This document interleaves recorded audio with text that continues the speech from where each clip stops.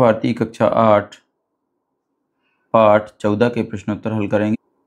तो सबसे पहले यहाँ पर बोध प्रश्न दिए हैं। इसमें प्रश्न नंबर 1 दिया है, निम्नलिखित शब्दों के अर्थ शब्द कोश से खोजकर लिखिए। तो यहाँ पर देखिए शब्द दिए हैं, उत्तर लिखेंगे। यहाँ पर नव संवत्सर, इसका अर्थ है 1 वर्ष की अवधि का समय। मत्स्य यानी मछली, उत्सव यानी पर्व त्योहार।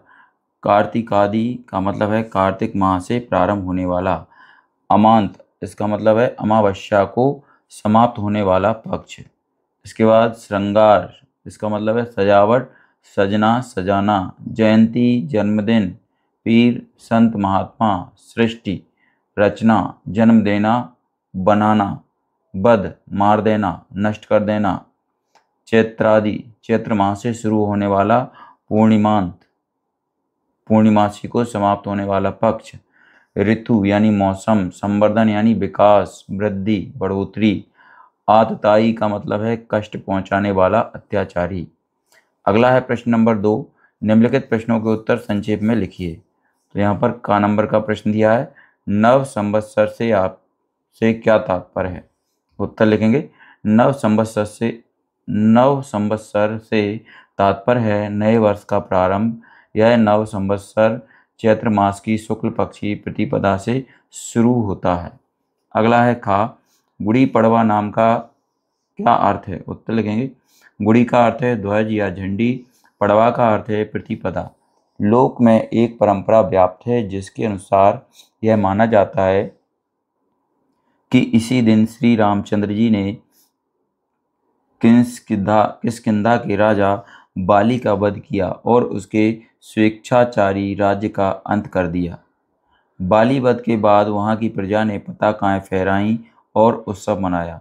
इस पताकाओं को महाराष्ट्र में गुड़ी कहते हैं।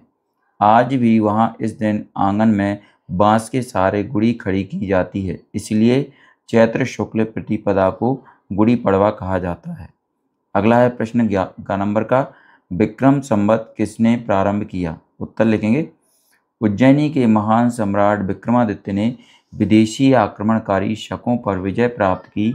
इस विजय की खुशी में उन्होंने विक्रम संवत आरंभ किया। यह विक्रम संवत ईसा के ईसवीय सन से 57 वर्ष पूर्व प्रारंभ किया गया। अगला है घ नंबर का प्रश्न, बसंत ऋतु का आगमन किस भारतीय माह में होता है। उत्तर लिखेंगे, बसंत ऋतु का आगमन चैत्र माह में होता है। अगला है या, दक्षिण भारत में विक्रम संवत का प्रारंभ किस भारतीय मास से होता है। उत्तर लिखेंगे, दक्षिण भारत में विक्रम संवत का प्रारंभ कार्तिक मास से होता है। अगला है प्रश्न 3, रिक्त स्थानों की पूर्ति कीजिए। तो यहाँ पर देखिए, पहले रिक्त स्थान भरेंगे हम झूलेलाल, दूसरे रिक्त स्थान भरेंगे हम अधिक चंद्रमास। इसके बाद गा नंबर के रिक्त स्थान भरेंगे हम इसमें पहले भरेंगे चैत्र, इसके बाद भरेंगे कार्तिक। चलिए बच्चों, यहाँ पर हमारे ये रिक्त स्थान पूर्ण हो चुके हैं। इसके बाद आगे बढ़ते हैं। अगला प्रश्न है प्रश्न नंबर 4, निम्नलिखित प्रश्नों के उत्तर विस्तार से लिखिए। इसमें का नंबर का प्रश्न दिया है, संवत्सरों का नामकरण किस प्रकार किया जाता है। उत्तर लिखेंगे, संवत्सर का उपयोग समय की गणना के लिए 1 वर्ष की अवधि के अर्थ में किया जाता है। ऋग्वेद और अथर्ववेद आदि प्राचीन ग्रंथों में भी संवत्सर का एक काल चक्र के रूप में उल्लेख है। इस प्रकार समय की गणना करने की विधि अति प्राचीन है। जिस तरह हमारे यहाँ दोनों ओर महीनों के नाम दिए गए हैं, इसी तरह संवत्सरों का भी नामकरण किया गया है। ये 60 वर्ष बाद पुनः एक चक्र के रूप में आते रहते हैं। विक्रम संवत 2063 का नाम बिकारी नामक है। इसके पहले के 2 संवत्सरों के नाम महलम नाम और विलंब नाम संवत्सर थे। अगला प्रश्न है खा नंबर का, भगवान झूलेलाल की पूजा क्यों की जाती है। उत्तर लिखेंगे, भगवान झूलेलाल की पूजा इसलिए की जाती है कि वे सांप्रदायिक सद्भाव और एकता के प्रतीक हैं। उन्होंने संपूर्ण मानव जाति के कल्याण के लिए समानता के आधार पर स्थापित धर्म की सराहना की।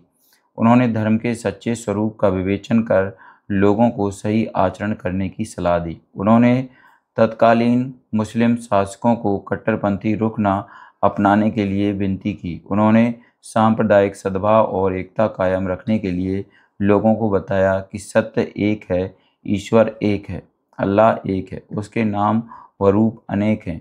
भगवान झूलेलाल ने सभी लोगों को विनम्रता और अपने कर्तव्य धर्म का पालन करने का उपदेश दिया। उन्होंने लोगों से सद्बुद्धि बनी रहे इसके लिए समय समय पर सभाएं की। इनका जन्म संवत 1007 विक्रमादित्य में नसरपुर में सूर्यवंशी क्षत्रिय कुल में हुआ। उनके पिता का नाम रतन राय और माता का नाम देवकी था। कहते हैं कि इनकी जन्म के समय से ही प्रत्येक हिंदू घर में कलश पूजन होने लगी। भगवान झूलेलाल की पूजा अर्चना करने से मन की अभिलाषाएं पूर्ण हो जाती हैं, ऐसा माना जाता है।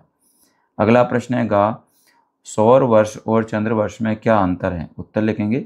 यह पृथ्वी सूर्य की परिक्रमा लगभग 365 दिन में करती है। यह अवधि एक नक्षत्र सौर वर्ष कहलाती है, जबकि चंद्रवर्ष लगभग 354 दिन का होता है। इसे 360 तिथियों में बांटते हैं। सौर वर्ष और चंद्रवर्ष में सामंजस्य बनाने के लिए प्रत्येक 32 या 33 चंद्रमाओं के बाद एक अतिरिक्त चंद्रमास जोड़ दिया जाता है। इस अतिरिक्त मास को अधिक मास या मल मास या लौंद का महीना कहते हैं। जिस वर्ष लौंद का महीना होता है उस वर्ष चंद्र वर्ष 13 महीने का होता है। अगला है घ नंबर का प्रश्न, सौरवर्ष और चंद्रवर्ष के सामंजस्य के लिए क्या विधि अपनाते हैं? उत्तर लिखेंगे। चंद्रवर्ष में लगभग 354 दिन होते हैं। इसे 360 तिथियों में बांटते हैं। सौरवर्ष और चंद्रवर्ष में सामंजस्य बनाने के लिए प्रत्येक 32 या 33 चंद्रमासों के बाद एक अतिरिक्त चंद्रमास जोड़ दिया जाता है। सौरवर्ष में 365/4 दिन होते हैं। इस सौरवर्ष के ही कारण ऋतुओं में परिवर्तन होता है। सौरवर्ष में 12 महीने होते हैं, जबकि चंद्रवर्ष में 13 महीने होते हैं। अगला है या नंबर का प्रश्न, विक्रम संवत के अनुसार वर्ष के महीनों के नाम लिखिए। उत्तर लिखेंगे। विक्रम संवत के अनुसार वर्ष के महीनों के नाम निम्न प्रकार हैं। पहला है चैत्र, दूसरा बैसाख, तीसरा ज्येष्ठ, चौथा आषाढ़, पांचवा है श्रावण, छठा है भाद्रपद, सातवां है आश्विन, आठवां है कार्तिक, नवा है मार्गशीर्ष, 10वां पौष, 11वां माघ और 12वां फागुन। अगला है इसके बाद 4 नंबर का प्रश्न, विक्रम संवत की प्रथम तिथियों में कौन कौन से प्रसंग जुड़े हैं लिखिए। उत्तर लिखेंगे। विक्रम संवत की प्रथम तिथियों को गुड़ी पड़वा कहते हैं। इन दिनों से भारतीय नववर्ष या संवत्सर का प्रारंभ होता है। इसे चैत्र शुक्ल प्रतिपदा भी कहते हैं। प्रजापति ब्रह्मा ने इसी तिथि को सृष्टि का सृजन किया। भगवान विष्णु ने भी इसी तिथि को मत्स्य अवतार के रूप में अवतार लिया था। साथ ही यह भी कहा जाता है कि मत्स्युग का भी प्रारंभ इसी तिथि को हुआ था। इसी प्रतिपदा के दिन भगवान श्री रामचंद्र जी ने किष्किंधा के राजा बाली का वध किया और उसके स्वेच्छाचारी राज्य का अंत किया। बाली वध के बाद प्रजा ने पताकाएं बनाई, उन्हें फहराया गया और उत्सव मनाया गया। झंडियों को गुड़ी कहते हैं, इसलिए इस तिथि को गुड़ी पड़वा कहते हैं। इस तरह इस तिथि से अनेक प्रसंग जुड़े हुए हैं। भाषा अध्ययन पर आ जाते हैं। इसमें पहला नंबर का प्रश्न दिया है, निम्नलिखित शब्दों का शुद्ध उच्चारण कीजिए और अपने वाक्यों में प्रयोग कीजिए। यहाँ पर शब्द दिए हैं, इनका हमें क्या करना है, शुद्ध उच्चारण करना है। तो ये पहला है चैत्र, दूसरा है पौराणिक, तीसरा किष्किंधा, चौथा ऋग्वेद, पांचवा अथर्ववेद, छठा है पूर्णिमा, सातवां है विक्रमादित्य और आठवां है स्वेच्छाचारी। आगे है, यहाँ पर देखिए क्या करना है, वाक्य प्रयोग करना है। चैत्र का करेंगे। चैत्र मास में बसंती हवाएं चलती हैं। दूसरा है पौराणिक, भारतवर्ष में अनेक पौराणिक कथाएं प्रचलित हैं। तीसरा है किष्किंधा, किष्किंधा में बाली का शासन था। चौथा है ऋग्वेद, ऋग्वेद सबसे प्राचीन ग्रंथ है। पांचवा है अथर्ववेद, अथर्ववेद पर अभी तक अधिक शोध नहीं हुए हैं। छठा है पूर्णिमा, पूर्णिमा के दिन हम सभी उपवास करते हैं। सातवां है विक्रमादित्य, विक्रमादित्य ने विक्रमी संवत चलाया। आठवां है स्वेच्छाचारी, किष्किंधा राज्य का शासक स्वेच्छाचारी था। अगला है प्रश्न नंबर 2, निम्नलिखित शब्दों में एक प्रत्यय का प्रयोग करके नए शब्द बनाइए। उत्तर लिखेंगे। प्रसंग धन एक प्रासंगिक, समाज धन एक सामाजिक, परिवार धन एक पारिवारिक, नीति धन एक नैतिक, साहित्य धन एक साहित्यिक, मूलधन एक मौलिक। अगला प्रश्न है तीसरा, निम्नलिखित शब्दों की संधि विच्छेद कीजिए। तो यहाँ पर शब्द दिए गए हैं, इनके संधि विच्छेद नीचे कर रहे हैं हम। यहाँ पर देखिए उत्तर में ये टेबल बनाएंगे इस तरीके से, आप भी बना लें।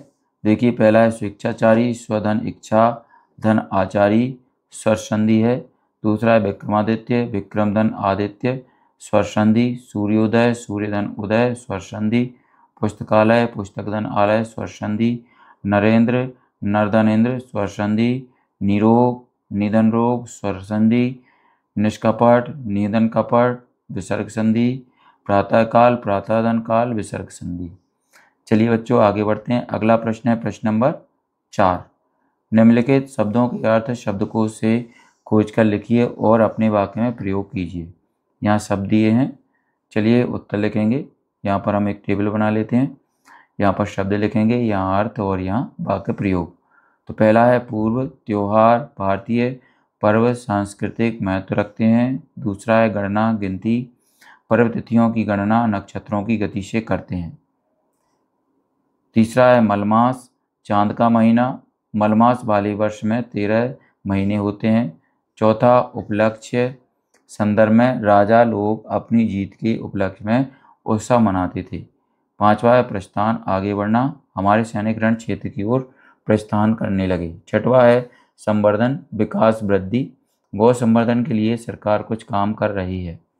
अगला है प्रश्न 5, निम्नलिखित शब्दों को वर्णक्रम के अनुसार लिखिए। तो यहाँ पर देखिए ये शब्द दिए हैं, उत्तर लिखेंगे। अखिल, आगमन, उपयोग और ऋग्वेद, कहा, ग्रंथों, चैत्र, 13, दक्षिण, नव, पता, बाद, माह, रोचक, विक्रम, शेखर, संवत। अगला है छठा, नीचे दिए गए वाक्यों में विशेषण और विशेष्य छांटकर तालिका में लिखिए। तो यहाँ पर देखिए ये कुछ पंक्तियाँ दी हुई हैं, इनमें से हमें छांटना है। तो उत्तर यहाँ लिखेंगे हम विशेषण और इस तरफ विशेष्य लिखेंगे। का है, का में से छांटेंगे। नौ कितने, ये विशेषण है और विशेष्य है वर्ष दिन। खा के विशेषण है प्राचीन, एक विशेष है ग्रंथों, संवत्सर, काल, चक्र। विशेषण गा वाले हैं प्रत्येक, दो विशेष हैं माह, पक्ष। गा वाले विशेषण है यह, बड़ी, रोचक, विशेष है बात। बच्चों यहाँ पर ही हमारा पाठ समाप्त होता है। अगर आपको हमारा ये वीडियो अच्छा लगता है तो इसको लाइक करें, अपने दोस्तों के साथ शेयर भी करें। इसी तरीके के और भी वीडियो पाने के लिए हमारे इस चैनल को सब्सक्राइब करना ना भूलें। धन्यवाद।